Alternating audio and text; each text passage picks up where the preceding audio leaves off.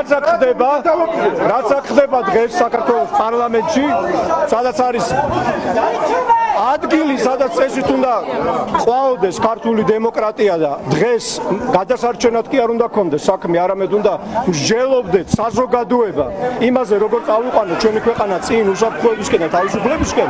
დღეს ხდება ის, რომ გააქვთ პრორუსული კანონი კომიტეტზე განსახილველად, რომელზეც დასასწრებად არ უშვებენ იმ ადამიანებს, რომლებიც ვაკრიტიკებთ და ვეწინააღმდეგებით იმ კანონს, მიუხედავად იმისა, რომ სრული უფლება გვაქვს ამისი და შეუშვეს ჩუმად და მოულოდნელად ხალხის ძალის წარმომადგენლები.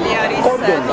ეს არის ერთი კანონის დარღვევა, მაგრამ ამ რაღაცებში აღარ მივდივარ. რეალურად ჩვენ რასაც ხედავთ, მეგობრებო, ყველა მოქალაქეს მიმართა. ეს აქ არასამთავრობო ორგანიზაციებისა რამდენიმე მედის პრობლემა კი არ არის. ეს არის ამ ხალხის მცდელობა საქართველოში დაამყარონ დიქტატურა და მოსპონ თავისუფლების ბოლო კუნძულები. და თუ არ გინდათ რომ ეს მოხდეს, იყავით ჩვენ გვერდზე. ხვალ ძეგ და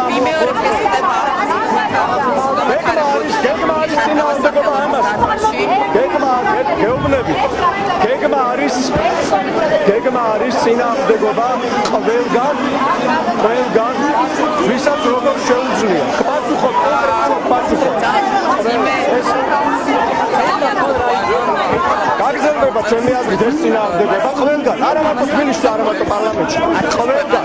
თავისუფლებაზე შეტევა იმდენ კოცონს აანთებს ამ ქვეყანაში, რომ დატოვს ყველას, ვინც იქნება თავისუფლების წინააღმდეგ.